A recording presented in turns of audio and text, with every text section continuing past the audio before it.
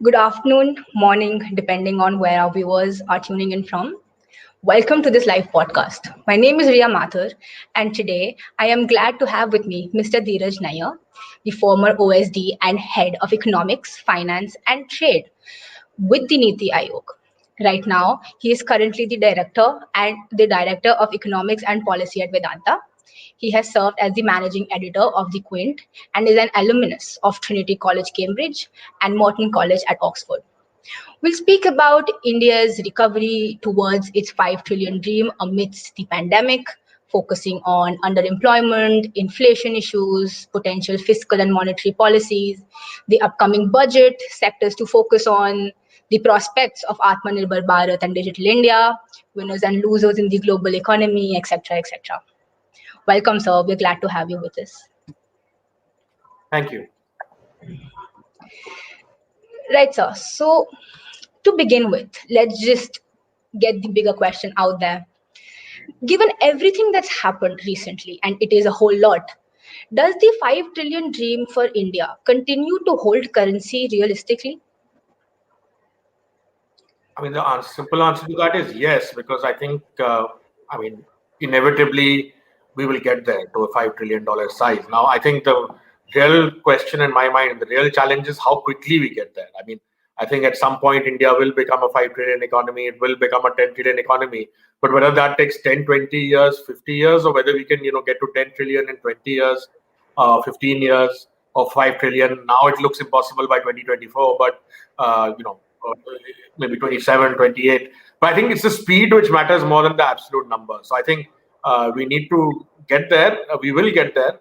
We can get there on a slow path, growing at 5 or 6% per annum. It will take that much longer. If you grow at 9, 10%, you'll get there in double quick time. So I think it's a time which matters. And obviously, COVID has been a setback. And no one can deny that. And it's a black swan event, once in 100-year event. So that is as it is. There's nothing, policymakers, to be fair, there's nothing you can completely do to mitigate the entire impact of such a big crisis. You can mitigate parts of it, help vulnerable sections, help vulnerable poor people or small firms or whatever. You can do focused interventions, but the fact is that jobs will be lost, growth will be lost. All of that has happened, and all of that happens, and it has happened. But I still think that the dream is intact. I think the fundamentals are still there for us to be a 5 trillion, 10 trillion economy. It's a matter of speed. How quickly we're going to get there. Well, that's good to hear, sir. Gives us a whole lot to talk about then. So, going about it chronologically, naturally, we will get to COVID. But for India in particular, COVID wasn't all that has been wrong for a while, right? We forget about the slowdown, for example. Skeptics were even concerned then about the 5 trillion target. Interest rates were low, savings weren't there as much as would have been liked. Some segments had a falling demand for reasons that nobody actually could pinpoint. So, what could be the reasons for all of these factors then? And do you think any of them are still pertinent, if not exacerbated today? So again, as an economist, you would know GDP is effectively one way to measure is to sum the private consumption, government consumption, expenditure, investment, exports, and then you subtract imports. Right, that's the equation for GDP. Now, in India, if you look at the drivers of GDP, consumption is the biggest at between 55 and 60%, and the second biggest is investment. Right, and currently it's hovers around 30%. Government spending is relatively small. It's about 12, 13%. And then, exports are there at 20%, but imports are always more than exports, so net exports become negative. The fundamental thing that you're talking about, and I think, again, this is something the listeners would appreciate, is that you are right. There was something going on even before COVID. So COVID has completely flattened the economy, but there was a slowdown which was very much visible before. And if you ask me why, or what was the driving factor, it's basically that investment is stagnant. That investment to GDP number has basically remained at about 29, 30% since 2011, 12 now. It hasn't really moved up that proportion. So some improvement might have happened because productivity of investment will be better, but in absolute terms, that has not increased. And when India grew at its fastest, between 2003 and 8, when our average growth was 9-10% per annum, that number was 36% of GDP. Investment as a percentage of GDP was 36%. And if you look at China and East Asia, the countries which have grown at double-digit growth plus for 20, 30 years, there that number in China, it still continues to be around 40%, 40 or upwards. So I think we are about 10 percentage points short of where we need to be for in terms of investment to get us to a double-digit growth. And I think ultimately the two drivers, I mean, consumption is fine, but consumption is derived demand, right? It has to come. Consumption only comes if you have jobs, right? And jobs can only come, well, one is government, but as I told you, it's very small and government is shrinking. It can only come from investment and exports. And both of these statistics, investment, as I told you, now for 9 or 10 years, and exports for the last 5 or 6 years, have not really grown, have not really shown any growth. So I think there was a stagnation. I mean, we had reached a certain level, but we were not able to go beyond that for some time. And I think the reason for that is that the reforms that were done in India, so we were this kind of socialist state-led economy till 91. So certain reforms were done in that 91 to 93 period. Then they were done in the Vajpayee government period between, say, 98 to 2002-3 before the election. And then you didn't really see that kind of structural reform of the kind that you had seen at that point. And I think the dividend from those reforms came in 2000, in that period between 2003 and 2010-11. But after that, you had reached a certain level and the economy needed more reform. So you did the low-hanging fruit, but the tougher reforms had to come. And while we did a couple of them, for example, GST, unfortunately, again, that because of political negotiations and compromise was not the ideal GST. We did the bankruptcy code, which was important because, in 1991, we allowed free entry of firms, but we had no mechanism to deal with failure.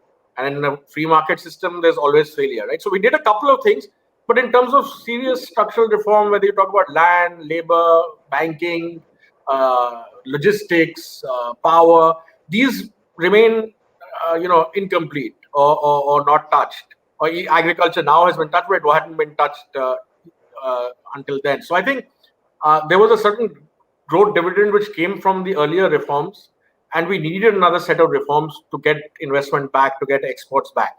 It was not enough. You have to keep reinventing and keep reforming yourself to be competitive. And I think we found that, we did very well in services. So we did very well in IT. We did very well in telecom. We did very well in aviation. Some sectors did very, very well in the 2000s and 2010s. But then we need a whole lot of new sectors to now also drive the growth, which was not happening. So I think, therefore, you saw this stagnation and slowdown, which needed addressing, which definitely needed addressing. So yes, I would say that COVID certainly plunged us into something we could have avoided, because in the sense that, the slowdown had got us down to about 4-5% growth, which is still much better than being at minus 7.7. Minus 7.7 means you're contracting. And for an economy like India, that is very costly. But the slowdown had happened earlier. That is a fact. Right, sir. So naturally, you talked about a whole lot of points here: banking, consumption, agriculture, export, import, IBC, etc.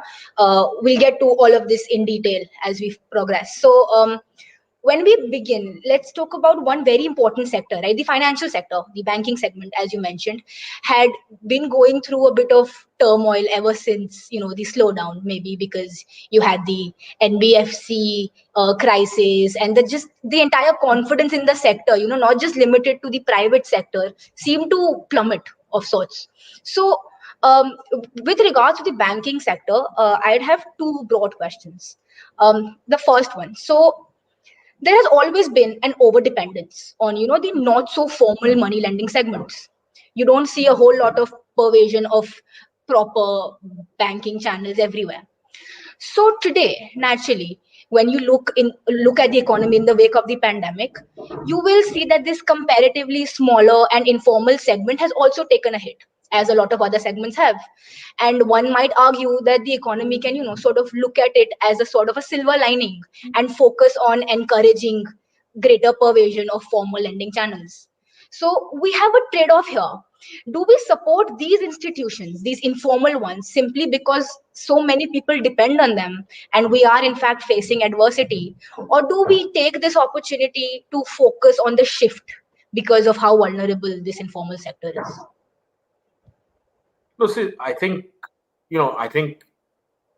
again, that definition of formal, informal is fairly, it's not cast in stone. So I think what has been happening certainly is that, post demonetization, GST, these kind of reforms, at least in terms of the real sector firms, a lot of them, not lots, but at least a fair number has come into the formal sector, which was earlier in the informal sector. So I think the one interesting statistic I can give you, again, vis-a-vis formal, informal, before I come to banking, is that, the one statistic, again, which had not changed very much until GST and demonetization happened, was the percentage of India's workforce employed in the formal sector, which was about 10% in 1991, 1990, when the reform happened, and it had remained at that level, 20, 25 years. Hence, now I think it's gone up a little to about 20%. But that said, yeah, India is dominated by, at least the real economy is dominated by informal sector. It contributes the most to employment, most to exports, most to manufacturing, all of that. Now, in terms of banking, I think, we've always been very conservative in India on the banking sector. And, this is despite the fact that, the objective of nationalization, when all banks were nationalized way back in Indira Gandhi's government in the late 60s, 1970, the logic then was that, the private banking system cannot provide credit to, those segments which really need it in India, whether it's farmers or small businesses and all. The entire argument for nationalization was that the private sector will not reach out to vulnerable segments. But what happened thereafter was the same story, right? It did not reach out to the ones who most needed it. So informal sector depended on informal lending. NBFCs came up. They resorted to all kinds of other channels to basically run their businesses or run their small enterprises or their farming. And the formal banking sector, despite being nationalized, despite being government-owned, never really reached out to this segment, whether it actually in terms of credit or even in terms of physical presence, like branches. They didn't really reach the last mile, which was apparently the objective. And similar objectives were there, in pre-1991 in telecom, where government-owned telecom, in aviation, where government-owned all the airlines. But you see how telecom and aviation change. It's the private sector in telecom which enabled every Indian to have a phone or to have affordable data. It's competition in private sector, right? Similarly, aviation, it's competition in private sector. That means more Indians fly today than ever flew before or before 1991. So I think in banking, again, where we didn't fully understand the picture, and we still, I think, are a little conservative, is that it's not only about public sector banking. You need a robust system where there's competition. I think competition is what makes people reach out for markets. If you are comfortable, as 5 or 6 public sector banks and maybe 2 or 3 private sector banks, then you don't really need to reach out to the last mile to run your business, right? And of course, so we did let in some private banks, but the last private bank licenses were really given about almost 2 decades ago. So in my view, given the size of the economy, look at the way the size of the economy has grown in the last 20 years. Has the banking system grown in the same way? In absolute numbers, certainly not. If you look at, the kind of domination the state-owned banking system still has, it's about 70% of the loan book is still run by public sector banks. And, the reality is that one private sector bank, which is HDFC Bank, has a market capitalization greater than all the public sector banks put together, which includes SBI, which is India's largest bank, much bigger, right? So I think, and again, banks like HDFC and the more robust private sector banks have also followed a more conservative lending philosophy. So I think, and the public sector, as when this high phase of growth happened, there were various considerations in which they had to lend, which led to the NPAs and basically the state of banking which is today. So you have a system now where you have a limited number of banks. The ones in the public sector are very saddled with NPAs. They don't have the management or the technical capacities to reinvent themselves. In the private sector as well, there are some banks which are doing well, but then there are again others we well know also fell into the same trap as the public sector banks. But we have not allowed foreign banks in a big way. We have not allowed many other NBFCs to convert into banks. We've not allowed industry to set up banks. So I think the economy has outgrown the banking system in many ways. And I think the fact that we've shied away from having a competitive system, we've done very well on the equity side. So equity markets have done very well and we've liberalized them well. But on the banking side, I think we still don't have a fit for purpose system overall. And I'm not singling out any bank or anything, but I think you just need a much larger, much more competitive, much more open system. Because I think the conservatism was allegedly, and it was reinforced after the 2008 global financial crisis when we thought our banking was much more robust, than the Western banking system, which took too many risks. But ours, without allegedly taking those risks, also ended up, with the kind of NPAs for different reasons. And I think one, again, there's the politics involved and there's a policy involved. I think the other mistake that was made in vis-a-vis banking was that we expected, when this big infrastructure push took off in the 2000s, we expected banks to finance a lot of these public-private partnerships and big power projects or big infrastructure projects. And that is a bad idea always, because banks basically, the borrowing, they borrow off deposits basically, and deposits are all short term, right? 3-4 years maximum you will withdraw your deposit. So the lending as well has to be of that maturity. You cannot have banks lending at 20-year, 30-year, with 20 to 30-year horizons, commercial banks, right? For that you need, and other countries have specific institutions, development finance institutions, which lend long, but they have a completely different model from commercial banks, right? So I think we forced the banks also to make the kind of lending which was inherently risky for them and mismatched with their, the fact that they had borrowers' savings to take care of. So I think in banking overall, we have not got it right. And banking, in many ways, is the heart of the economy. It is what pumps the credit and pumps the blood into the economy. So if your heart is clogged or your arteries are clogged, the body doesn't function. Similarly, I think for the body economic to grow at 9-10%, you need a robust banking system, because equity markets is fine. They can certainly help, channel savings and help businessmen raise money for investment. But I think you need a bond market, which we don't have. You need, and that again we can go into separately. And we don't have a robust enough banking system, either in terms of size or quality or competence or competition, which needs to fuel a 5 trillion economy. It's not enough for a 2.7 trillion economy. So if you're going to seriously think about a 5 trillion economy, then we also need to think about who's going to finance it. Right. So, understood. So a sort of a segue to exactly what you said right now, right? Because we know that private banks weren't exactly incentivized enough to reach out to, say, the general public that ought to have been reached out. And we had growing NPAs from the public sector bank side, diminished capacities. So if you look at the case today, we know that both consumers and banks are in trouble. Consumers have diminished savings, and banks had been, in tough waters for a while now.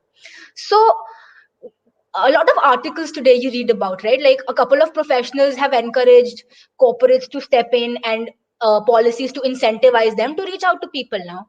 And on the other hand, you have personalities like Viral Acharya and Raghuram Rajan who expressed a whole lot of concern when they said that corporate houses ought not to own banks. They used the word bombshells, right? So as as a whole, as the entire sector, if you look at the entire sector right now in the Indian context, how exactly do we begin to make it strong right now?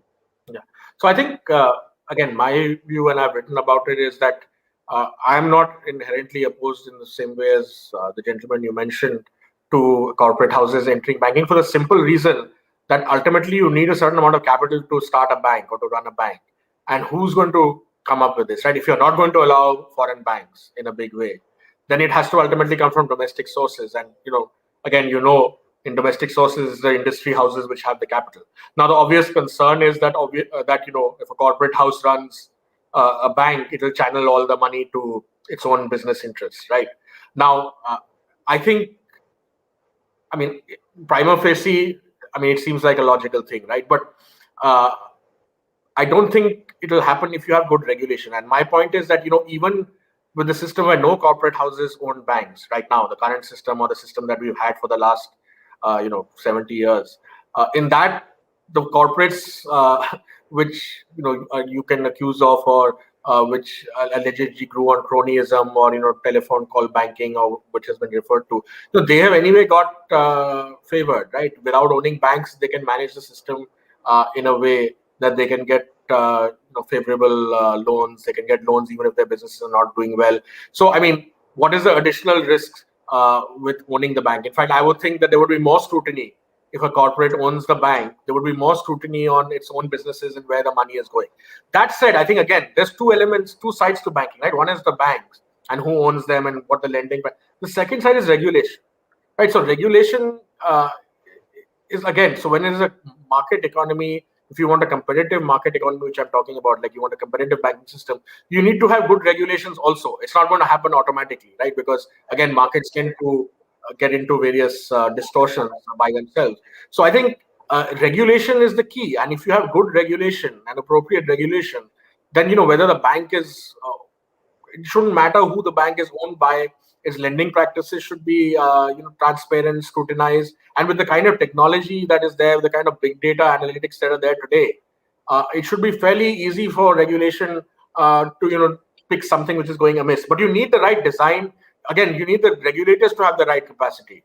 And I think again in India, I think the RBI is the regulator for banking and for NBFCs, and I think RBI also has a lot of responsibilities, because on the one hand it has to manage monetary policy, it has to manage the government's debt, and then it has this job of regulating banking, and some of those objectives conflict, particularly the managing of the government debt bit with the regulation bit. So I think either the RBI strengthens its regulatory capacity, because you need to be one step ahead rather than one step behind the banking system. The banking system, when it's competitive and risk taking, it will always innovate, and as we saw with the case of Lehman Brothers and so on, there's a probability that something will happen.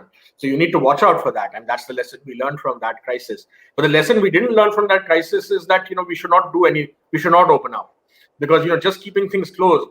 I mean, the only way you know if a ship works is if it's put out to sea, right? If it's still in harbor, you'll never know whether it's constructed fit for purpose. So I think we need to take a certain more risks on the banking side, which could include, in corporate houses owning banks. But we need to at the same time ensure that before we do that, we are very clear about our regulatory capacity and have the right regulatory capacity in place, and the right technology, the right experts, all of that, and the right independence. And if it's too onerous for the RBI because of its other responsibilities, there's always the option of creating a separate regulator, like you have SEBI for equity markets. You can have a separate regulator for banking and NBFC, which can focus on that. So I think regulation is the other side of the coin, but I don't think we can avoid doing something more creative with banking. And I think again, as far as the current mess is concerned, the regulator also has to take responsibility, right? Because the regulator is supposed to watch all of this, and for whatever reasons, the regulator was not watching or not watching carefully enough for this to happen.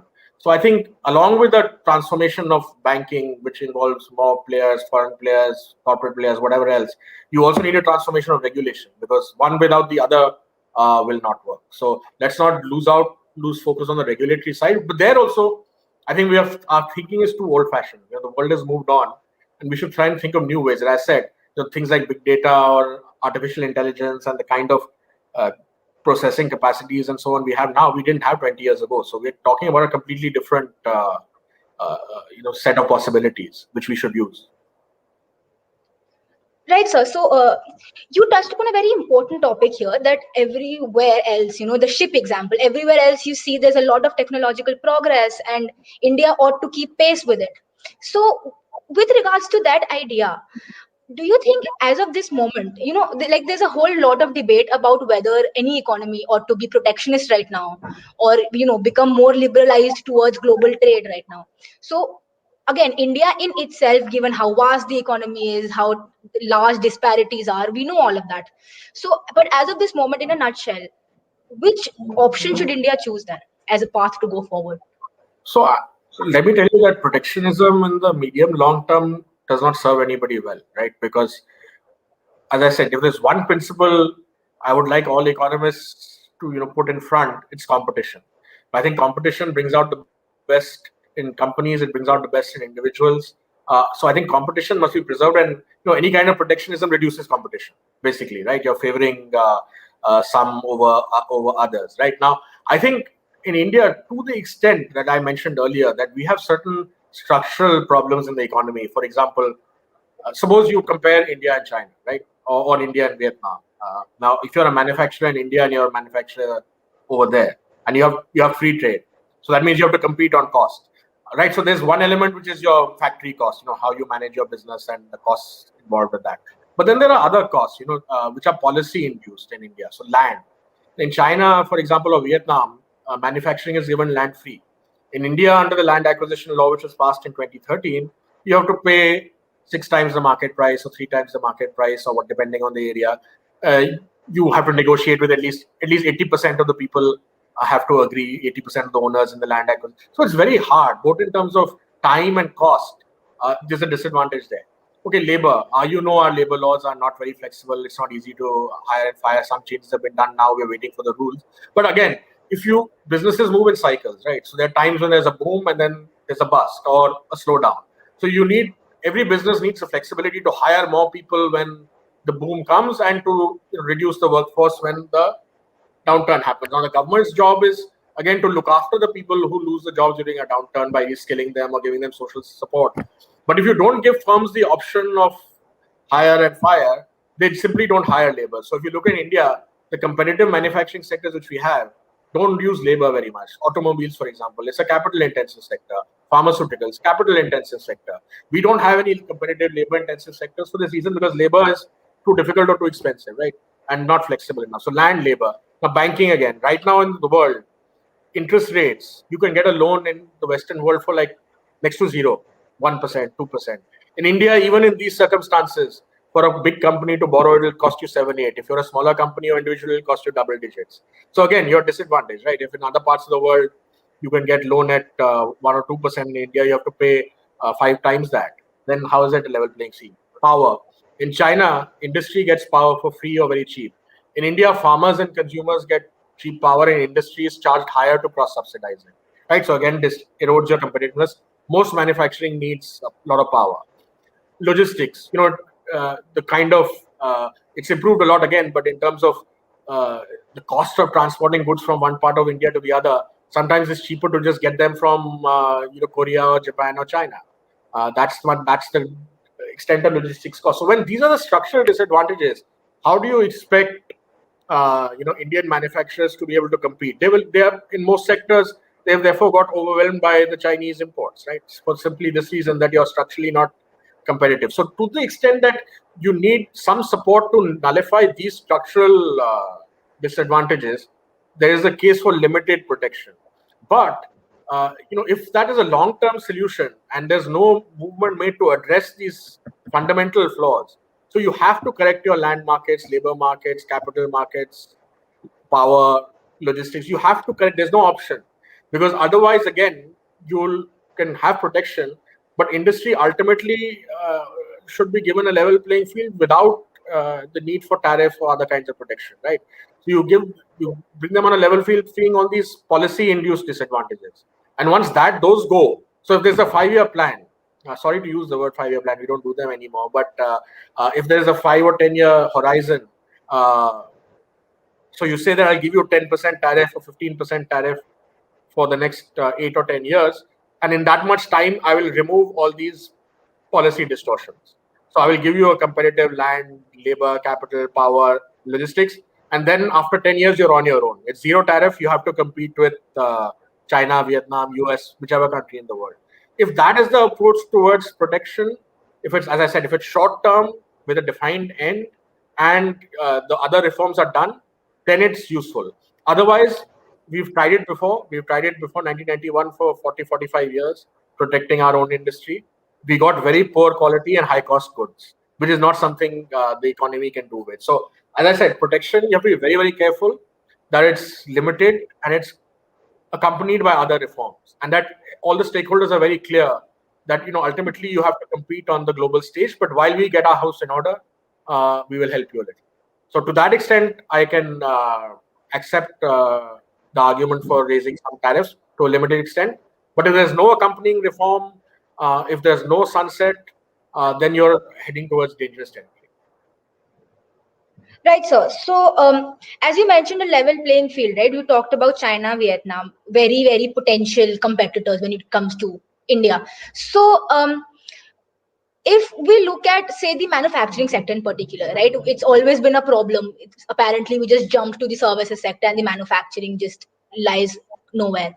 So if we look at this particular sector, what goods and services does India actually have like a fat chance of, excelling in and producing them feasibly so that it can actually not just substitute imports but even promote exports, and not from say these Vietnam and China, which So currently do. again, it's very difficult to say which, but frankly, given our large labor force and cheap labor force, we should definitely be competitive in labor-intensive manufacturing, whether it's footwear, textiles, toys, sports goods, the kind of thing China and East Asia built their foundations on.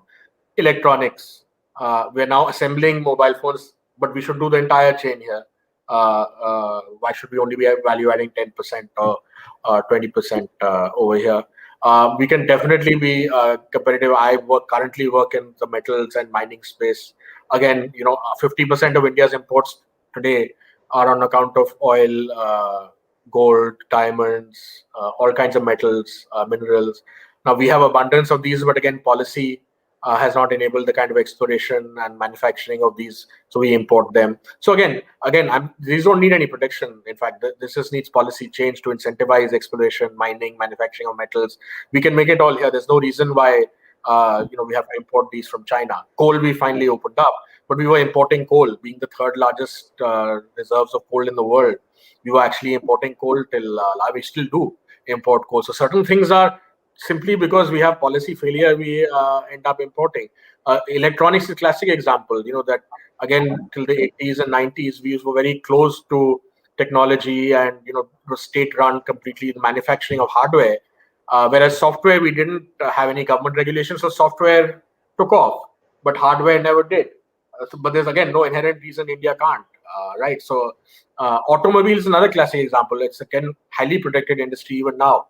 So if you want them to make the next leap, say to electric vehicles and be a leader there, again I think we need to cut some of the protection now and force them to adopt new technologies.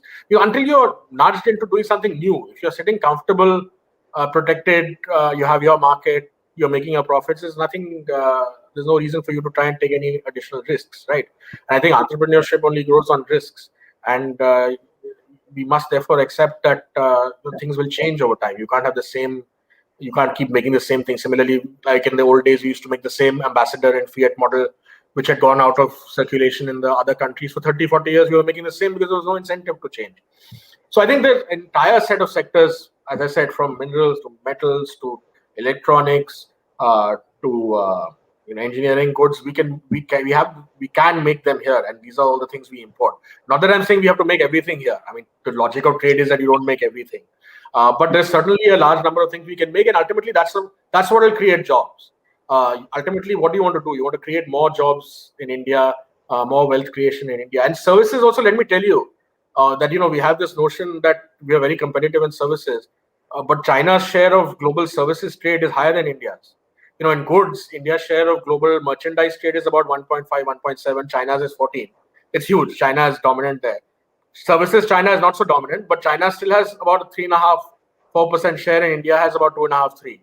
So even in services, China is more competitive because ultimately we've done very well in IT. Say that's been our flagship service, and it's done very well for us in terms of exports and so on. But services is a lot more than IT. Why aren't we doing so well in education, in healthcare, in tourism? Why these are again sectors which we can be world beaters at, right? There's no reason we shouldn't be. We have English language also we have good doctors and private hospitals. So there are a lot of services sectors which again become uncompetitive because of the rules and regulations. You sort of hit yourselves in the foot with the kind of over-regulation you have. So I think even in services, some of the over-regulation we have affects our competitiveness. So IT got away, and some of the startups are doing well because they are in unregulated sectors. But education, health, there are banking. Banking is a service, right? So why aren't our banks, or forget public sector banks, why can't our banks become global banks, private sector banks at least, right? So you have to have that policy freedom for even services, not only manufacturing. Services also, we are more competitive than we are in manufacturing, but we are still not the world beaters across services. And IT, yes, but not in all services. So don't forget that. So let's not get carried away also by the fact that we jumped and we've done very well on services. Yes, we jumped. We didn't do manufacturing and we develop certain services very well, IT, telecom, aviation. But there are a lot more services which we can do very well. Even if we say, assume for a moment that we don't want to do manufacturing, that we can't do manufacturing. But then let's do the job-intensive services like education, health, tourism, which are different services in the sense you export them by getting people over here. So you need students coming, you need patients coming, you need tourists coming. So let's then do those. Those are job-intensive sectors. So then let's focus on that. So we have to, frankly, I don't think we can do either or. We have to do, given the size of India, you have to do all of these things. But I think, again, fundamentally, if you're over-regulated and the government is playing the wrong role in the economy, then you'll have a problem being competitive. And that's, I think, India's story. Yes, sir. So, naturally, as you talked about education and the employment and job sector, that's actually something I would like to speak to you about at a proper detailed length. But I would just like to extend this very same idea here because we're talking about a level playing field, right? Incentives to be on the same global level. So can we not extend this discussion to say potential brain drain, right? That's also something that's always been a problem, not talked about as much. Like we want companies from abroad to come here. We want to compete with those outside, right? But the thing is that Indian brains are still somehow appreciated, but for some reason, Indian education isn't. You have skilled people who just can't wait to leave the country. So, as of this moment, isn't that also something that should be given a top notch priority? Like, what do the higher skilled professionals in India want in order to stay here, even in the wake of everything that's happened? So I'm telling you that if you already look at Indian capacity or Indian capability, some of the biggest tech companies in the world, whether you want to talk about Google, Microsoft, they are all run by Indians, educated in India. At least they did their school and engineering in India. So it's that very system which is capable of producing the best minds. It's just that you don't give them the ecosystem here, right? You're over here. Those kind of, again, there's no reason fundamentally why, given our uh, the fact that Microsoft has a 1/3 Indian workforce or Google has so many Indians working there, why we can't have one of those companies here. But we just don't encourage risk-taking enterprise. We don't have, it still takes months to set up a company. It takes months to get permits. It takes years to do something else. So it's just so difficult to be an entrepreneur in India, despite the positive changes that have happened. I won't say things have not happened, but still, if you compare us to US or Singapore, a lot of our startup guys also are all going and registering in Singapore, right? Although their business models are in India, but they'd rather have their corporate set up there because it's just easy. There's no harassment, there's no running around. You don't waste, as an entrepreneur or a manager, you shouldn't have to waste your time running around government offices, right? You should be running your business. In India, you have to do too much of this extracurricular, what I would call extracurricular. It's not the job of a CEO to get permissions and to make sure the government is happy and that kind of thing. So it's simply that. I mean, if you create a good ecosystem here, and people will stay. And at the same time, I think what also matters for high skilled talent is good lifestyle. So one of the reasons they go outside, apart from the work opportunity, is that they don't see in India we don't have the kind of we don't have enough cities which are well laid out, not polluted, where you can have a comfortable livelihood. Real estate is ridiculously high priced again because of policy distortions. In Delhi, you've given such little FSI that nobody can build multi-story buildings. But I mean, in a country like India, where there may not be enough space on the ground, but there's space upwards, right? The sky is the limit. Literally, you can build up like they do in other parts of the world. But so real estate is unaffordable.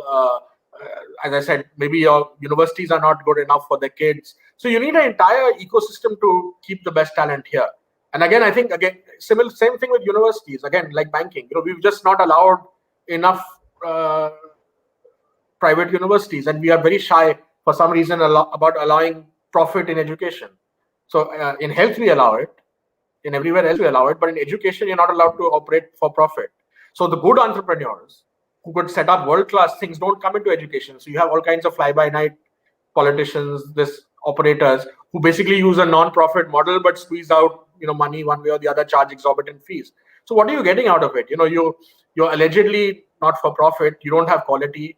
At the same time, students are paying high fees, particularly for medicine, engineering, and other things.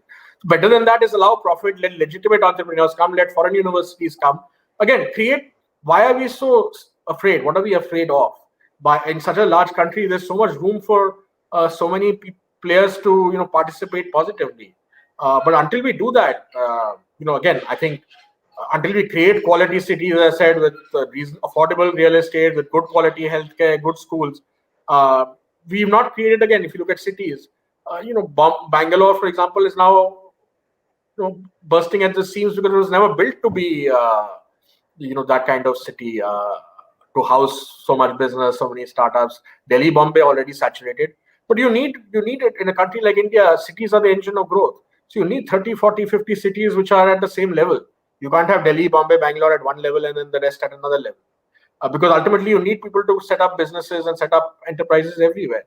But we've not created that ecosystem, which I think therefore leads, both in terms of work and life, certain people still make the choice to live abroad and work abroad because they just find it more comfortable. And I think there's no way you can force people to come here. The only way they'll come here is if they see an equal opportunity here. It's all about that level playing field. If we are as good as anywhere else, not only Indians, we can get the best minds from other places. Or why shouldn't the best African students be in India? Why shouldn't the best Asian students be in India, if not Western?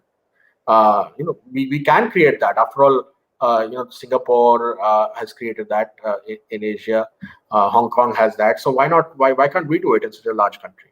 We can't do it because we overregulate.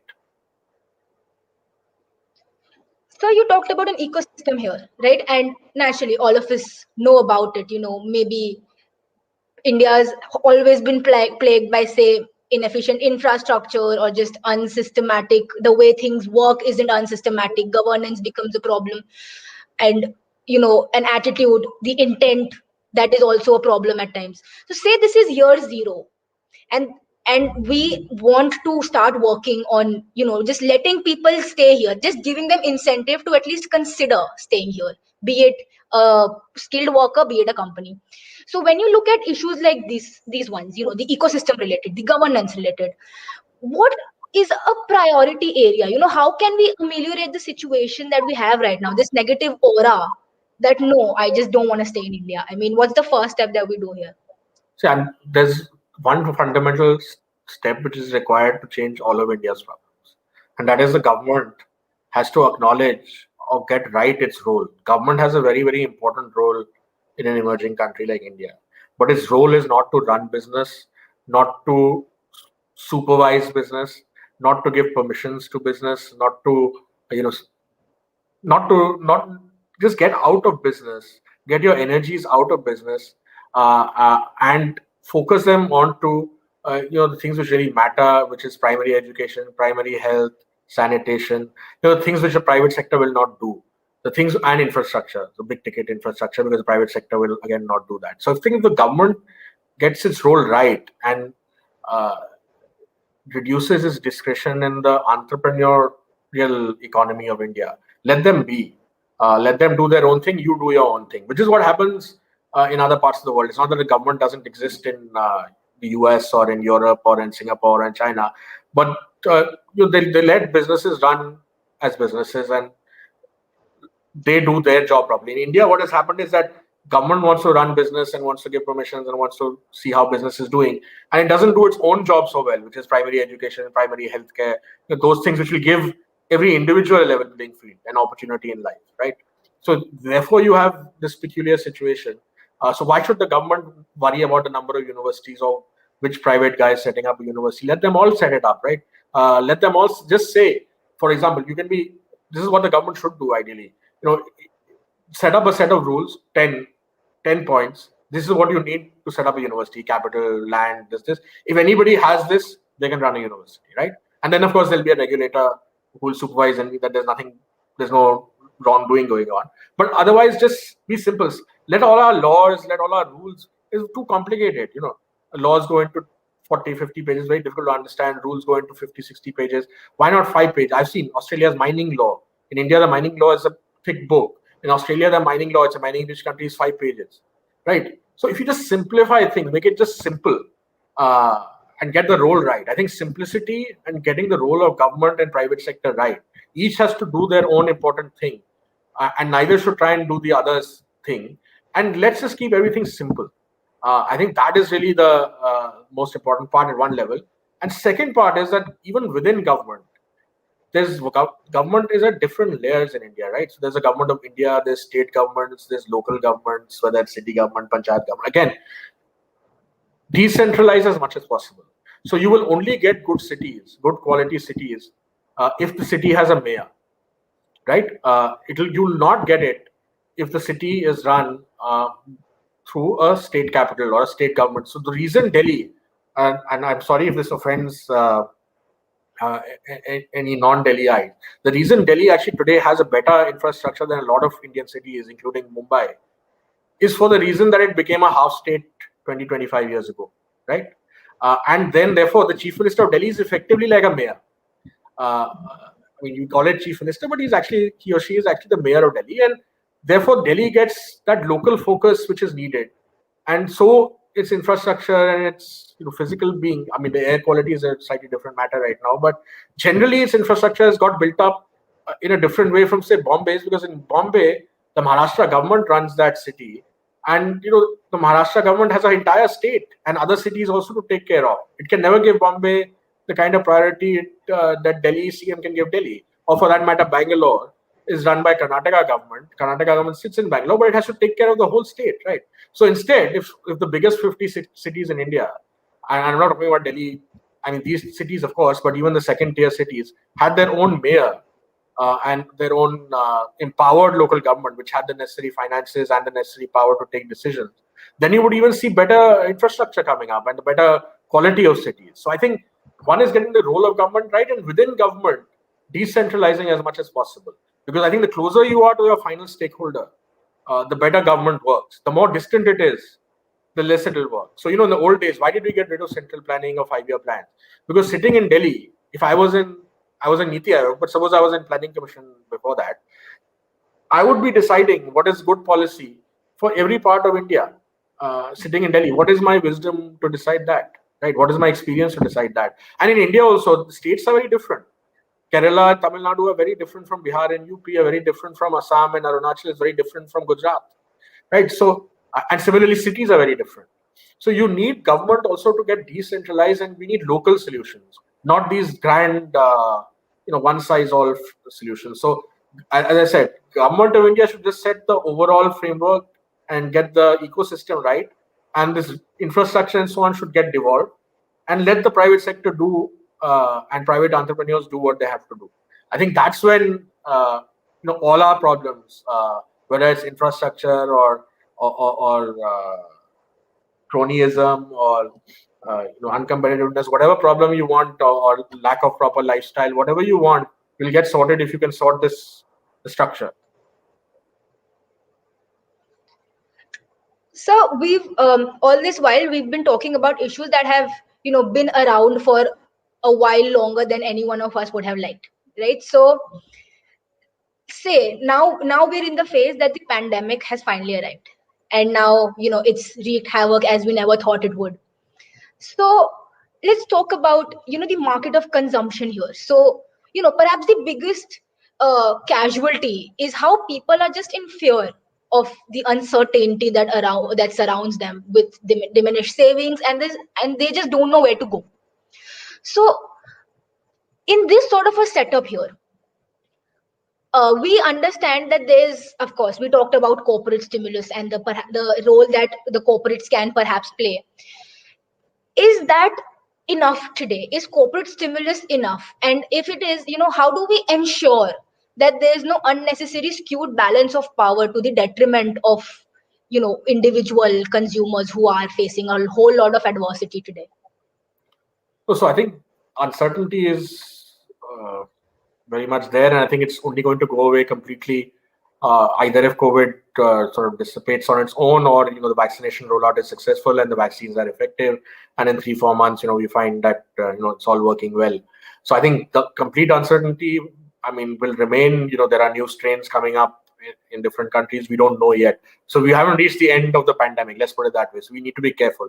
is much better. And for whatever reason in India, we have managed to open up the economy without, you know, becoming a disaster in terms of the health casualties like some of the other countries have. So I think so far so good. But yes, I mean, uncertainty and risk remain, and it's not surprising. I think it's not only individuals, corporates as well. You know, I don't think people are going to make the kind of investments, future investments at least, until this uncertainty goes away. So I think overall, you will not see the private sector has come back, but you will not see the private sector lead the recovery. So I still think, in my view, there is a room for stimulus uh, from the government, and I hope in the budget we will see some. But I would prefer a stimulus which involves putting cash into the hands of the people, because and let them spend it, rather than a stimulus which involves only government spending on infrastructure. For two reasons: that one, I think government infrastructure spending is a good thing, but it's slow. It doesn't get rolled out immediately. Processes in government are such that you announce a project today, it'll actually start rolling out 10 months from now. Whereas if you put money into the hands of consumers or money into the hands of small firms, they will spend it immediately and give an immediate boost to the economy. So I still think, like many of the Western countries have done, putting money into the hands of the people, particularly those who need it most, the poorer segments, the lower middle class. I think they definitely need a transfer. And if we give them the cash or the tax relief, or whichever way we want to look at it, that is what will drive the economy back. Similarly, with small firms, we give them more support. They will invest, they will hire employees. That's the way the economy will get kickstart, not necessarily by government investment alone. So the stimulus, there's definitely a case for stimulus. And I think if you give, whether it's cash or give vouchers, or vouchers could be another way to stimulate consumption, because people, if you're giving them cash, they may not spend it. They may just put it in their bank or under their pillow or whatever for a rainy day, save it for a rainy day. So make sure that they, whatever money they give, they go out and spend. Firms need to spend, individuals need to spend. This is the biggest part of GDP, as I told you earlier. Government spending is a small part of GDP. So if you want a quick turnaround, and while this uncertainty is still prevailing, we should put money into people's pockets. So I'll just you mentioned about cash payouts to people, money in people's pockets. So um, that actually brings me to my next question. For the Aam Aadmi right now, the general public right now, how good do these cash payments, turn out to be, both theoretically and in practical experience? Like, what I'm asking here is that cash payouts also run the risk of perhaps being a burden on some scarce government resources, perhaps due to ineffective distribution or just the sheer number of people. How do we reach them in the first place? So if cash doesn't, with the risks that cash payouts have, what can be a good plan B or a plan A minus, if you will, In that fact, can be I used think, instead to provide no, immediate relief? in my view, cash is the least risk, because, again, as I said, 20 years ago, my answer to this would have been very different, even 10 years ago. But now we have a system which is in place, courtesy the Jan Dhan account, Aadhaar, and mobile phones. So there actually are, the people the neediest people have Jan Dhan accounts. They all have Aadhaar cards, and they all have mobile phones. And you can easily use these technologies to make sure that the people who are meant to get the transfer directly into the bank account. So if you want to make a transfer, make it to all Jan Dhan accounts. Leave out the others. I mean, people like you and I don't deserve the transfer, but those who have Jan Dhan accounts, or Jan Dhan accounts with a certain balance which is below a certain amount, just transfer the money to them and they will get it. So I think in terms of risk, it's the least risk option. In terms of delivery, because any other mechanism, indirect mechanism you choose, always has a risk of getting siphoned off at some part or the other. And as I said, if you spend on government programs, their rollout is not fast enough for immediate relief. And I think what people are looking for is some immediate relief at their own level. And I think at the macroeconomy level also, immediate relief is what will boost growth very quickly. So I still think there's nothing better than, more efficient than cash at this point. Right, Cash, sir. So cash transfer into bank account. That's right. right. So you talked about relief, right? And a whole lot of other eminent economists also said the same thing, right? That given a fight between stimulus for the future or relief, like as of this moment, let's just focus on relief. So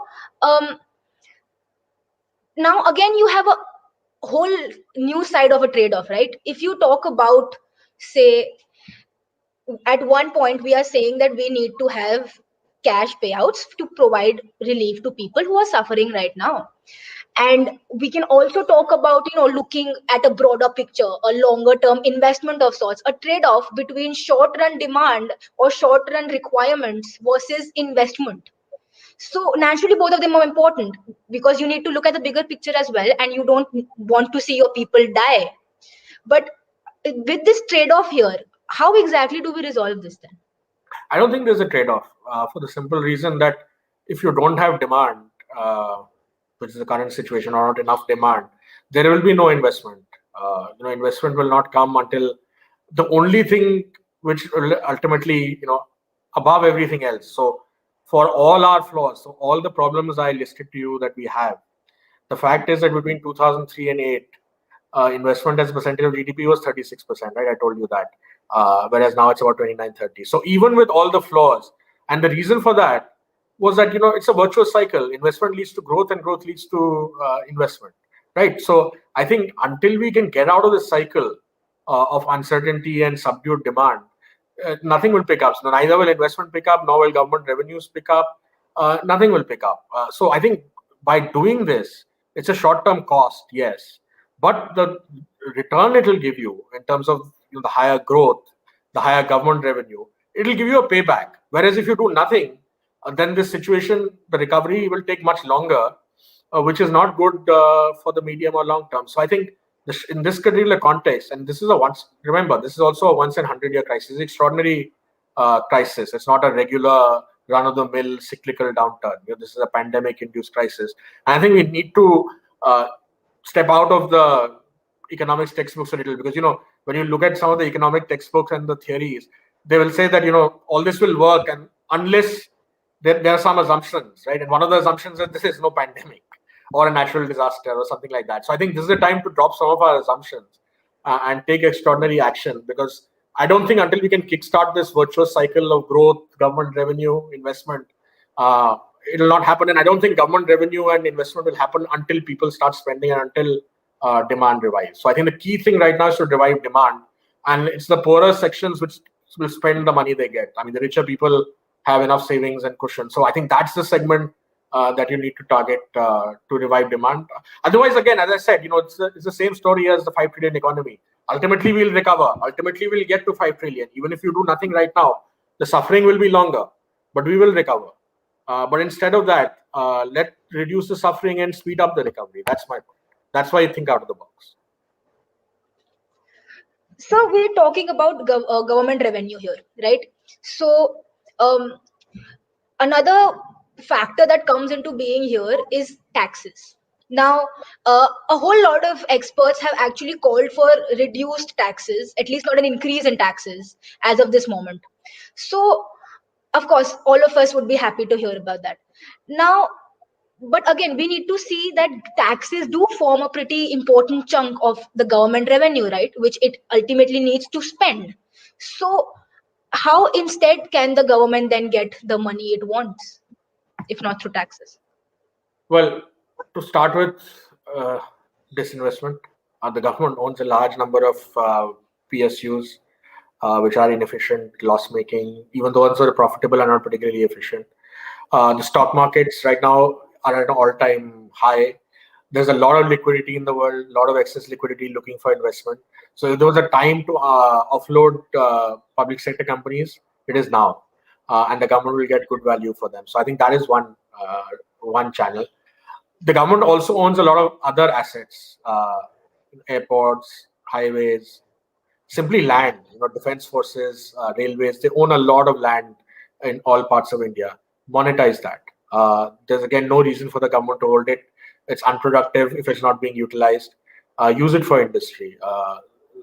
Auction it off. So there, airports, I think they've already done a few. They should do more.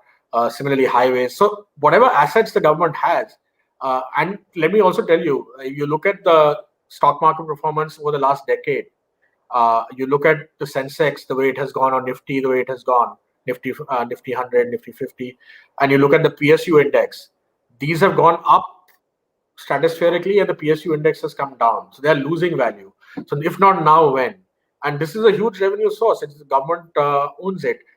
Instead, if you, and this will have no tax burden. Instead, if you impose taxes, now you already know a very small set of people pay taxes. You can squeeze them more. That's always an option. But these are the people who are likely to lead your consumption and investment revival. So if you dampen their sentiment by taxing them more at this point, I'm not sure how it serves the purpose of economic growth. And I think in the long run, again, since you've spoken about the long run, the only solution for India is to expand its tax base. I mean, its tax to GDP ratio in India is very, very low. It's about 18%. Even emerging countries, I mean, OECD average is about 34. And in even emerging countries like China, Brazil, South Africa, it's all 25% or more. So India, very tax mop up is very low, though the rates are pretty high on the whole. So I think the only way forward is to actually lower rates, because Indians don't comply with high rates. So keep the rates low and expand the base. I think that's the way to go in the long run. And now if you keep trying to squeeze the same segment, either it will lead to evasion of one kind or another, or it will dampen sentiment for consumption and investment. So I don't think this is the right point to raise taxes, especially when the government has this entire option of non-tax revenue generation through railway stations. It can give out railway stations, airports, highways, land, PSUs. They are all available for you to raise money. So just use that. And if worse comes to worse, in this kind of crisis scenario, I would still prefer that the government print money rather than tax people more. Again, for the simple reason it's extraordinary situation, and you need to revive growth first. I will get to the printing money bit as well, the monetary policy bit. So we talked about stock markets, right? And it's a rally like never seen before. Yes, we talked about the gain in equity markets, etc. as well. So if you look at how much liquidity and scope there is in the stock markets here, are you like when you talk about a reduced tax regime, is that an umbrella reduced tax regime, or can there be a progressive regime where the ultra rich are maybe taxed more? That's an idea that is gaining a lot of traction, right, even in the US, because of how much the rich are getting richer during this entire pandemic. There is a call now that let's just start getting a whole lot of tax from these supremely rich people instead. Is that something that India can do? So, I mean, again, I'd be cautious about this. So, I mean, there is a very simple reason why the allegedly super rich or rich people are getting richer and the middle class and poor are not getting better off in pandemic, and that's because of this cheap liquidity which is going around in the world. Every country in the world has reduced its interest rates and pumped in huge amounts of liquidity, and in the absence of real demand uh, and real economic activities, has gone into assets, basically into equities and commodities, and mostly into equities, which is why you see the wealth has gone up basically because stock markets have gone up. Their paper wealth has gone up by that much more now. But I still think in India we've had such a history of aversion to wealth creation uh, that I don't recommend these kind of stuff. US is a completely different story, and the US has never had that aversion to wealth creators and wealth creation. In fact, that's if there's one country in the world which actually believes in the private sector and private enterprise, is the US. In India, we've never believed in it, and this is again, I think politically, it would be very tempting to say that we'll tax the ultra rich and but again, I think this is not the right time, because again, at this time you need their sentiment also to be positive, and that they spend whatever wealth they want in terms of investing more. Because if you dampen their sentiment and you take this position which is seen as anti-wealth creation, because they are the job creators, right? At the end of the day, who's going to create jobs? It's the entrepreneurs who will create jobs, and a lot of these so-called billionaires, or those who wealth have increased, are also youngsters doing startups and so on. Do you really want to, at this point in that evolution of their journey, tax them, squeeze them, and try to send them a signal that we don't really like you and we'll squeeze you? So I don't think we're not at that situation where we need to desperately squeeze every segment. And I think in India we need to encourage wealth creators, not discourage them. And this equity market correction can happen anytime. If the moment the cheap liquidity is withdrawn, the gains can be reversed. So I don't think this is like a permanent gain. I think there's already, the government may tinker with long-term capital gains tax and dividend tax and those kind of things, but I would not advise it at this point, because what it will get you is not very much. in terms of revenue, and what it will lose you in terms of sentiment and the signal itself will be a lot higher. So I think in this time, even though I'm not expecting necessarily a reduction in taxes, I would at least hope that they keep the status quo, because already the top income earners are already paying close to 40%. So you can't possibly raise it more, because that will be again a huge disincentive for people. So I'm not the one to consider taxes at this point would be a bad idea. With wider consultation and over a longer period, you can see if this is a trend which continues, what you want to do about it. But I think at this point, it would send a negative signal. So again, here we're talking about what the government ought to do, right? Government revenue, government spending. So another very hot topic is whether fiscal deficit ought to remain at the FRBM pre-decided levels. So needless to say, we require a lot of government intervention given this pandemic that we are in right now, and we can expect some sort of expenditure from the government. Now, if you look at this fiscal deficit idea, unilaterally you get a lot of people who are saying the same thing, that this is not the right time to set yourself up to such a narrow deficit target that was decided in a moment where the pandemic was not even approaching. So but it can't actually be that simple, right? What exactly are the positives and negatives of a high fiscal deficit that a country like India ought to steer clear of? And if we do consider going out of this target that is set, 3.5% target that is set, what do we do in order to make sure it doesn't become a burden later? See, again, I don't think this.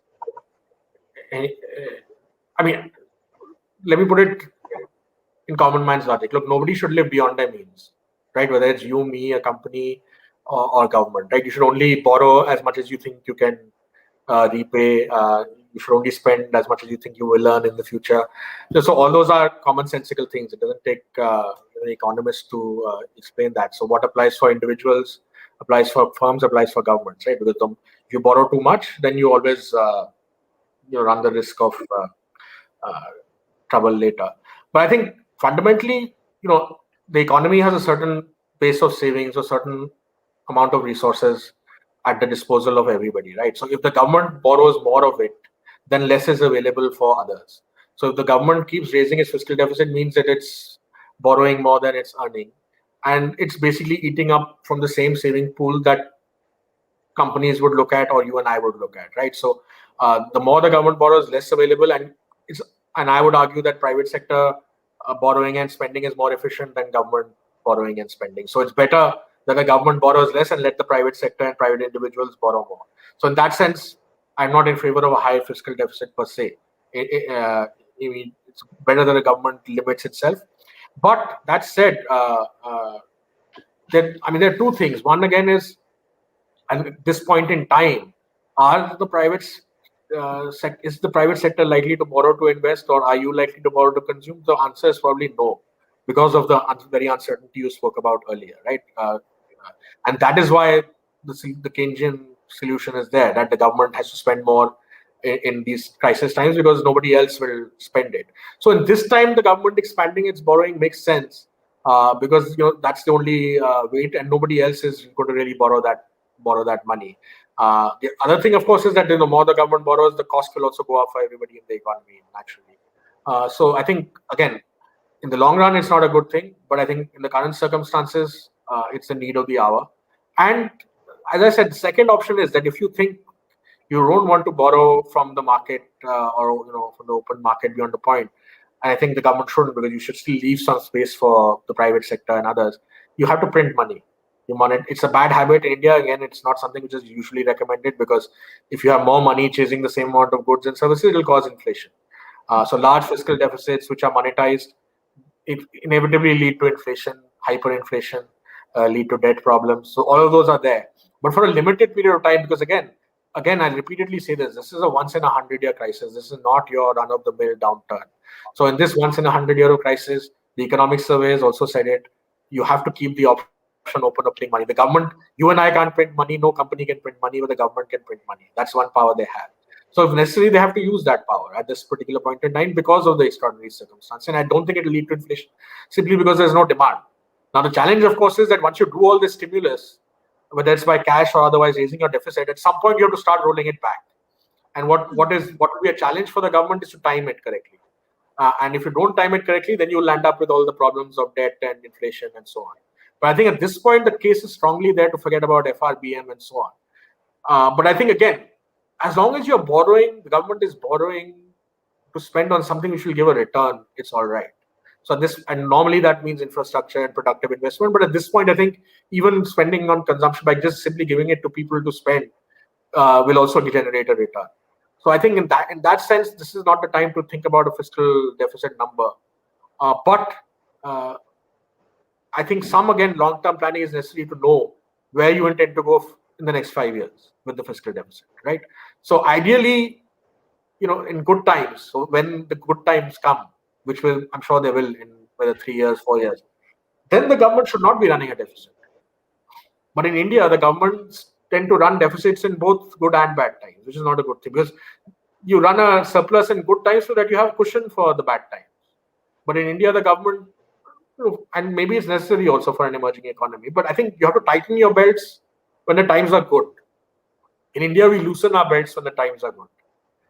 So I think right now the times are bad. So we need to, when times are bad, you don't be conservative. You be liberal now, but when things are turned around, then you squeeze the government spending. So I think for now, I would not worry about the fiscal deficit, but obviously one needs to take a slightly longer view of where the fiscal deficit is going. But I think, again, 3% is not some divine number, right? That FRBM said 3%, it was based on certain assumptions. So whether 3% is best or 4% is best or 2% is best, we can keep arguing about that. But the point is that there has to be some limit, which should be lower in good times and higher in bad times. So, I was actually getting to this. You talked about printing money and inflation, right? So, inflation is something that somehow, like, the layman never really gets to understand exactly what's happening here. So we know there's no demand. That's correct. But if you look at the trends of inflation all this while, we've never really seen like a very a deflationary pressure ever. Now we know that India follows an inflation targeting policy, but it doesn't seem like it ever came to that such low inflation levels that the RBI had to jump in. Like, or at one end you have Japan, which is facing serious deflationary issues, and in India the inflation levels never really seem to go down. In fact, if they will, there's proper concerns that they may go beyond the 4% level. So exactly what's happening here? Why is India not seeing a drastic drop in inflation? I mean, it should tell you that prices are going down. Again, essentially because we're a supply constrained economy. So supply inflation in India at this point is completely supply side. In fact, if you look at the inflation indicators, if you look at WPI, it's been fairly low and flat throughout this period. In fact, may have even fallen a little. It's more or less at 1 or even under 1. But CPI is the one which is the headline inflation is the one which is inching up towards 6 and gone above 6 also. So, and that's the difference between CPI and WI is the CPI has food and fuel. And I think those are the two things which lead to inflationary pressure in India.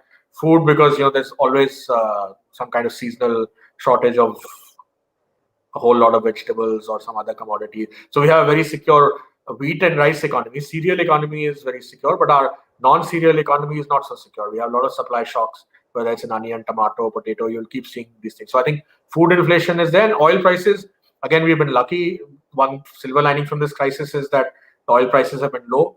But otherwise, every time the oil prices go high above a level, $60, $65, because we import 85% of our requirement, again, it pushes pressure on inflation. So I think in India, more than demand, it's these two things which are driving inflation right now, because demand is dead, which is why the WPI is fairly short. But to the extent that non-food fuel is also not going negative, I think, again, because of logistics, because of supply issues, we won't get into a situation where, because we're still, as I said, on the supply side, a very messy economy. If we were clean on the supply side, we may have seen a different situation, but we are not. But I think at the point, and that's the challenge for inflation targeting, if you ask me, that what do you do when your inflation is above your target, but has nothing to do with demand? Because monetary policy framework and inflation targeting basically manages demand, while the interest rate setting you're managing demand, investment and consumption demand. But food and fuel prices don't respond to interest rates, or if they do, very crudely. So you have to do extreme increase to get a handle on those things. So I think, which is why there's some discussion whether the right CPI is the right thing to target or whether WPI is the right thing to target. In my view, CPI is not the right thing to target, but there's the counter view that inflation, which you would have learned in your textbooks, that inflation is not only about the actual prices, it's about expectations, and expectations are formed by CPI, not by WPI. So I think it's a complicated question, and I think again, I think inflation targeting is an idea which works well when things are good. It doesn't work well in times of a shock, which is what we are seeing right now. And especially when there are supply shocks, which are anyway there in the Indian economy, whether there's a pandemic or not. So I think it's a little complicated, and I'm not a big fan of inflation targeting for that reason in India. So coming to the topic of interest rates and what they can do, right? So economic theory tells us something, that there's something called crowding out of private investment. Right now, we're dancing on yet another fine line here. We know that economic theory includes household investment, private investment, and government investment.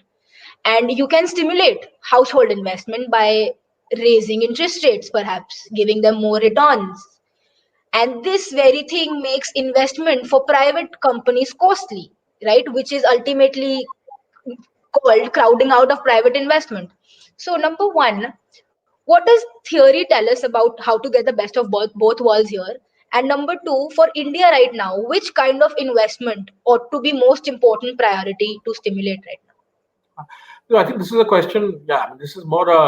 I don't think it's trade-off in that sense, but it's a trade-off between savers and investors, right? So borrowers, savers and borrowers. Do you save? You favor. I mean, by raising interest rates, you favor savers. By lowering interest rates, you favor borrowers. And similarly, inflation as well. Inflation hurts savers. It benefits borrowers, obviously, because they're in real terms. Your borrowing becomes cheaper, or in real terms, your savings go down if inflation is high. So I think that is a challenge, and I think in India we've tried to we've erred on the side of savers. Generally, we've kept our interest rate on, say, EPF or on fixed deposits not reasonably high. Whereas I think in other parts of the world, there's hardly any incentive to save money in your bank account because the interest rates are so low. So they effectively favor borrowers, and I think borrowers, you need both. And I think in India, it's a tough challenge because I think now more and more Indians are, at least middle class Indians, are investing, say, in equities.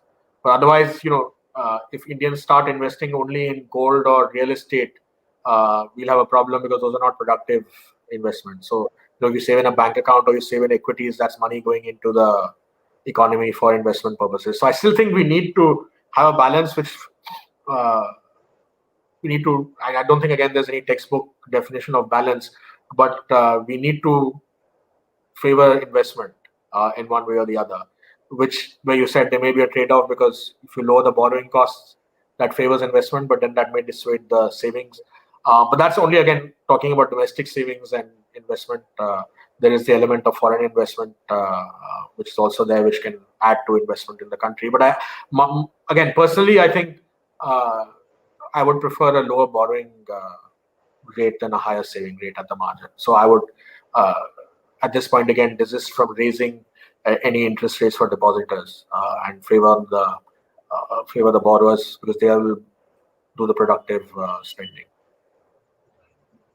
That savings needs to be channelized at the end. You need someone to borrow it and spend it productively. So coming back to the printing money bit, right? So is it safe to say that if we have to make a choice between focusing on fiscal policy, which includes your consumption bit, the investment I bit, versus the monetary policy, which, for the benefit of our viewers, I'll just summarize, it's basically increasing the money supply floating around, right? Monetization of debt, perhaps, RBI borrowing through reserve issuance, which we know can lead to inflationary circumstances. So, is it safe to say that India, according to you, ought to focus more on monetary policy right now and not fiscal policy then? Well, the monetary policy, there's a challenge. I mean, I would certainly say both have a role, but monetary policy, there's a challenge that it doesn't transmit obvious. So when the RBI cuts rate, it doesn't automatically translate into banks lowering their rates. And right now, banks are anyway not in a mood to lend because of the various problems we discussed earlier. So I still think at this point, uh, an effective intervention on the monetary side is more in terms of liquidity support rather than interest rate, which has already been done by the government through this crisis. A lot of liquidity support in terms of concessional loans and things basically to tide over, survive the crisis. But I still think in terms of stimulus at this point, fiscal will have to do the heavy lifting.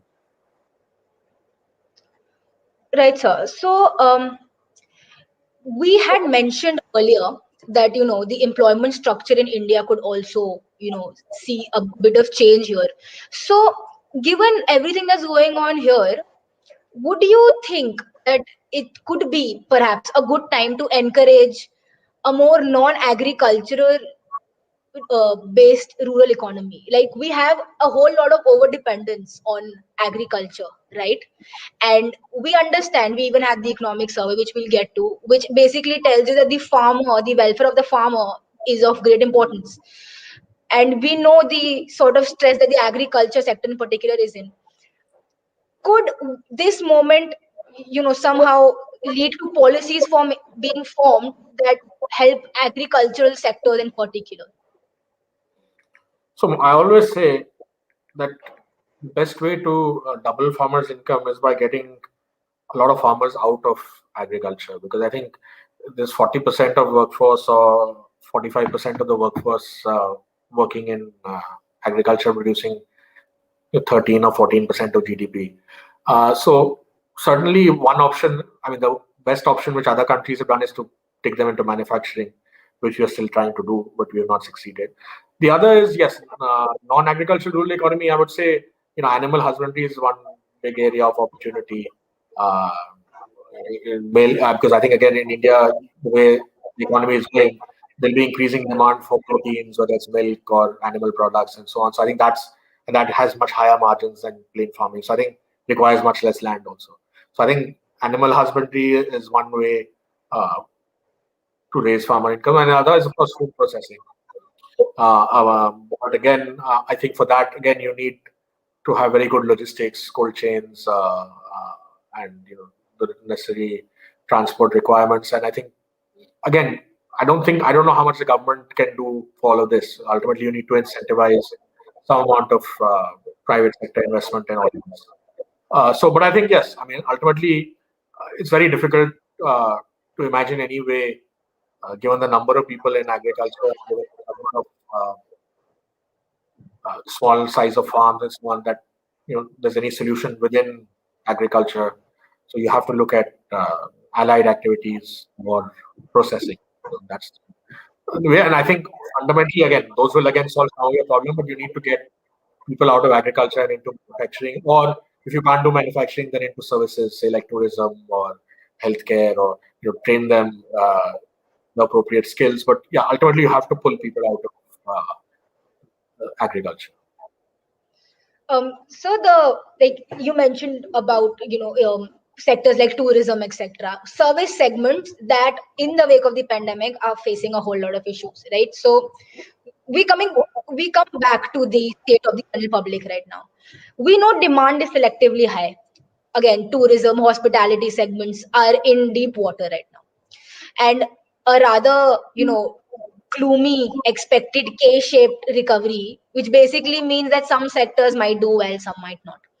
So naturally, here a big problem lies in overall long-run demand, with special focus on MSMEs on one side, because we know India's had this missing middle, right? MSMEs require assistance more than ever. And on the other hand, you have these relatively luxury based segments like tourism, entertainment, hospitality, which also have a whole lot of scope, right? Like I think it was just the last week where Director General of CII mentioned the scope for these segments. So how can policy today bridge this gap, that is help MSMEs on one side with which have a whole, a different kind of priorities and how they work and organizational structure, and then these segments like tourism and hospitality, which are also in a very bad shape right now? So I don't think that, again, there's nothing. I mean, what can the government do for tourism and hospitality, particularly right now? It's very difficult to do anything because people are not going to uh, take any risks or unnecessary risks while this pandemic is on. So I think they'll have to wait out. And in terms of whatever survival support that's needed, liquidity and so on, government can give. But I think ultimately there's only one solution that the government can give for everybody, and that is to revive growth and to give a stimulus to the economy as a whole. Because I think, again, if you go sector by sector, it'll become very, very difficult for the government to give incentives for each sector because every sector has been hit in some way or the other. Maybe there are a handful which have uh, done reasonably well, like FMCG or some others. But I mean, there's so many sectors apart from hospitality and aviation is there. So many which have suffered. So I think any contact sector has really suffered in this. So I think my focus would be more rather than getting into each sector. Apart from, as I said, providing liquidity support to SMEs and whoever's in trouble, support help them to survive. But in terms of reviving them, only get the vaccination rollout right and get your fiscal stimulus right. I think between these two things, you will solve the problem. There's no shortcut, unfortunately, for any sector. So, so all this while we've been talking about India, right? So let's perhaps zoom out a little for a second. We know that the global picture right now is also rather sad right now. Everybody's been affected by the COVID pandemic, naturally. So, what does the outlook for the global economy look like right now? Economies which are doing comparatively better in one field or the other, comparatively better than India, that is, how exactly did they manage to, be this way, stand strong? Well, I mean, I think the economies which have done much better are the ones like China or Vietnam, where the pandemic has been controlled for whatever reason one doesn't know enough. But clearly, if the pandemic, where the effect of the pandemic was less, the economies have done better. That's the nature of the pandemic. And I think in other places, some countries have done a more aggressive stimulus than India has so far. I mean, they've done much more to put money into the hands of people and to cut taxes and to cut interest rates. We've been relatively conservative. And I think the logic, at least the economic survey gives us that they didn't feel it was appropriate to give a stimulus when there was a lockdown and uncertainty. People wouldn't have spent that money. So that's an argument. And but now that things have opened up and things are coming back, I think uh, now is the time to therefore do the stimulus. But I think, yeah, other countries may have done better, but I don't think anybody is in great shape. Uh, the thing is now how countries manage getting out of it. The West is, of course, completely different because their scale of resources are completely different. China is also much, much richer than us. So uh, I think, again, we've been conservative on the stimulus. Uh, we should open up us a little more and we should do more structural reforms because ultimately, only if you're a competitive economy will we flourish. There's no other. This pandemic has happened. It may happen again, but in between and in terms of resilience, you need to have a competitive economy. That's what will guarantee you the best results. So we've talked about competition, right? You just mentioned competition, and naturally, it also stems from the discussion between, about the choice between a protectionist stance versus a liberalized, global trade-oriented stance. So, with this in light, let's take a sort of a U-turn, right? Initiatives that India has taken up. The Atmanirbhar Bharat idea is in fact a rather inward looking strategy, and of course it would be something great if India manages to achieve it, because the focus is on supporting local producers. But we also know that this is a moment where India can in fact be faced with a whole lot of opportunities to expand, maybe develop its position in the global trade setup, right? So with that in mind, is the idea like, is this the right time to push for something like Atmanirbhar Bharat, especially when there's not enough incentive for technological superiority and like R&D? We still lag behind there. Yeah, so I mean, there's nothing wrong with Atmanirbhar Bharat. In one way or the other, we've been aspiring to this since independence. But I think it really what matters is the substance of it. So obviously, if Atmanirbhar Bharat means a competitive economy and an economy which can make in India but also make for the world, then it's eminently sensible if it involves doing structural reforms and if it involves kind of limited protection, as I mentioned earlier, and if it involves investing in R&D, public-private partnership. If it means, depends what it means, really, the nuts and bolts of it. If we see all of those things, then I think it will be a good rallying cry in the post-COVID era to do something big for India. But it's important, therefore, we think big. If we are only thinking about protecting our backyard in the guise of Atmanirbhar Bharat, then it won't work. But I don't think, as far as I understand it, its Prime Minister's intent is not to uh, become totally inward looking. It's to build our capabilities, because until we build our capabilities and capacities, there's no question of competing with the rest of the world. So, to the extent that it means that using the best of the world, competing with the best of the world, uh, but keeping away some kind of unfair competition, maybe from places like China, then I think it's a worthwhile rallying cry. But in the end, no country has ever emerged as a big economic power just by looking within. So whether it's China or US, which are all big countries, they've all looked outside as well. So India, we sometimes get tempted because we are a big country. We think we can have everything on our own, but I don't think that's the right approach. But if Atmanirbhar is to become strong on one's own, certainly, I think that if that proves to be the rallying cry to get everything, get our own house in order, then I'd be very happy with it. So another scheme that's been encouraged is Digital India, right? Again, notion makes complete sense, but one important concern that has been raised, which also makes sense, is that encouraging digitization at this point of time, doesn't it run the risk of widening inequalities, given that people are now out of jobs entirely, and most of these jobs did not really offer a lot of scope for digitization? So again, Well, that's how you define digitization. I mean, there's certain trends we'll not be able to avoid, and there's no point avoiding, right? And I think technology is something which has its own logic and its own speed. The kind of technological change we've seen in the last 10 years, we didn't see in 30 years before that. And similarly, so it goes faster and faster. So I don't think there's any point resisting it. My own view is that things like digitization and connectivity will only reduce inequalities, not if you use them properly, only reduce them. So, for example, if we don't have schools in remote places, if we don't have banks in remote places, if we don't have healthcare facilities in remote places, I think this is what will bridge that gap, that inequality which is there in India today in several segments. Digitization and technology can actually bridge it rather than exacerbate it. So I think, and for the moment, I see it as a leveler rather than as a exacerbator of inequality. right, sir. And the last question that I have, as far as these the policies that India has taken up are concerned, is enhancing credibility. Right, there's a whole lot of initiatives, starting from Make in India to Atmanirbhar and Digital India, and all of them, provide strong rationales, no doubt. But given that the sort of condition that you are in right now, that we are in right now, a very important factor that is talked about is credibility of the policies implementing what they envision. So, and we also understand the importance of credibility in economic theory. If people believe that the policies and what announcements are made are credible, one can actually expect that this very belief translates into the policies becoming a reality.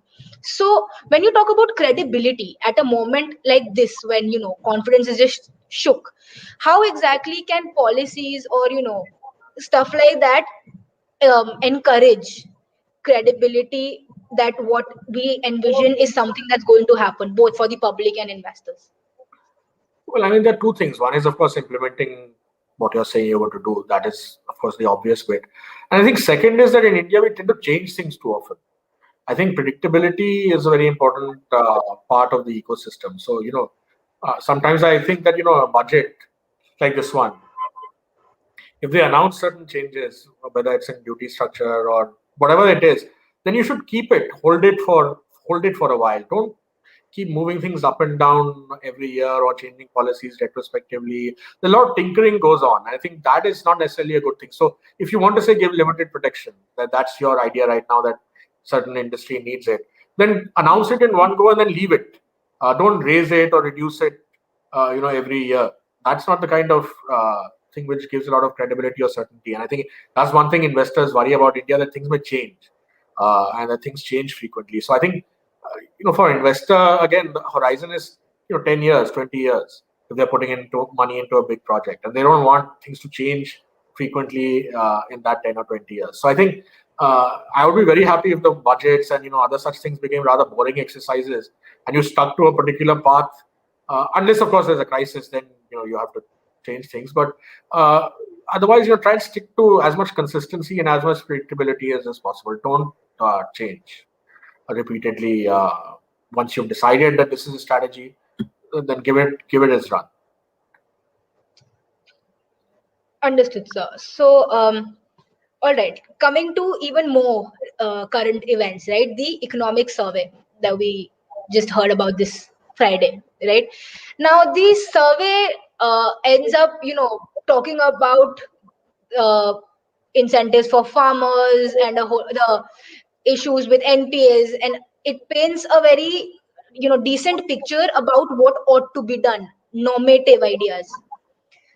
But again, it also has been received as a mixed bag because number one, there's no clear path about, all right, this is something that ought to be done, how do we do it? So when you look at the key takeaways from the economic survey, how exactly do you think they can, be properly implemented? How can the country move towards implementing them properly? It's a very difficult question because as we know, everybody knows what has to be done, or not everybody, but there's a lot of consensus over a large number of things. But in India, the question is not always what needs to be done, but as you said, how is it to be done? And I really don't know a good answer because you look at the recent examples of the farm bills, which are now facing so much protest. These have been discussed for up to 20 years. Various government committees, various consultations, all kinds of governments, Congress, BJP again, UPA. Everybody has talked about the same things, and yet when you go ahead and implement them, there's this kind of resistance. So it's very difficult to say what. The how is very difficult. I mean, ultimately it needs political skill and political negotiation, because any change obviously creates a set of winners and a set of losers, or perceptions of winners and losers, and those have to be managed to get the change, because it's easy for economists to say what is the right thing to do, but yeah, I mean, there'll always be, you never have any policy which will make everybody 100% happy. So it's a matter of political skill and political negotiation, and being able to get that done. I think that really it's more a political question than a question which an economist can answer. But I think in India, therefore, you find most of the time reform is slow. It happens in parts. Sometimes it's withdrawn because the political pressures are such, and the constituencies are such that there are very strong constituencies which don't want a particular change. So I think that is something, and I think economists sometimes don't either account for it, or don't talk to politicians enough to understand, what is it or how is it that those policies, the good ideas, can actually become reality. Understood, sir. And finally, like the last topic for our session today, there's a nationwide dialogue about the upcoming budget, right? A whole lot of dialogue. So, I was just seeing a recent interview that you had given recently, and you talked about the prospect of a radical budget, right? And the fact that this perhaps would be the one and the only opportunity to present a budget like never seen before. So, what exactly does that mean? What do you expect from the budget? So again, a budget is an annual exercise, but and there'll be various changes, schemes, taxes, this, that. There's a lot of things which happen in a budget. But so when I think back, say 1991 budget, people always talk about the 1991 budget. Now, nobody really remembers the precise changes in tariffs or precise changes in taxes or precise spending plans or whatever. But it signaled a break from past practice, and it signaled a vision for the future. So that's more what I'm looking for. I don't think everything can be changed or everything should be changed in one single budget. But I think we've come to a point, as we discussed at the start, that there was a slowdown, there has been a crisis. You have your backs to the wall. At the same time, globally, there is an opportunity. People are looking beyond China. They're looking for another country or for other set of countries to rise economically. India is an obvious candidate. So I think the timing is there for something big to say that, look, okay, we've done well. 1991 budget and the reforms which followed got us to where we are, which is not bad. Now we want to take it to a whole new different trajectory, right? And that will therefore include, as I said, some kind of futuristic thinking or elucidation on things like fiscal policy, monetary policy, where how you see these playing a role in the next 5 or 10 years, and what you see as the main drivers of growth, and the kind of reform you really want to achieve, even if it's not being achieved in the budget. So I think in terms of direction, I hope this doesn't tinker and doesn't say more business as usual, but marks a definite change and a definite ambition to a much faster rate of economic growth. So that's what I'm looking for. I don't think any one budget can announce any measure, all the measures which will change everything. But that's the kind of thing I'm looking for. So less detail, but more in terms of pathway. So vision is there. Vision is there of 5 trillion or 10 trillion or whatever you want to call it. But what's the road? What is the roadmap you see? And how do you see the how? How do you see us getting there in the next 5 or 7 years? If you can give me that and then follow it with predictability and credibility, as you said, that's what we need right now. We can keep debating about which tax and which tariff and all of those things, but I think we need a certainty on that road. Which road are we heading down? So, sir, as priority areas in this budget, like we know that cash support is a requirement, and we also know that maybe schemes like Manrega could be maybe bolstered. So, in the budget, would you expect more focus on employment generation, or maybe just a more stauncher support on just giving cash flow as of this moment? No, I think ultimately I would like to see as I keep repeating this, I would only like to see the focus on one variable, which is growth. So anything that is done towards growth, whether it's cash transfer or any other government scheme, I think that works for me. As long as it's with the intention of giving momentum to the entire economy, because right now that's what we need. We've come back a little bit from the depth that we've fallen to, but we need momentum. We need a push to go faster, and then we need, apart from that push, we also need to know, whether we are going to break free in the next 4 or 5 years, or whether we're going to continue at that 4-5%. Next year will be 11% because the base is so low. But after that, are we going to be back at 5-6%, or are we going to be at 8-9%? That's what I'd like to see some evidence on.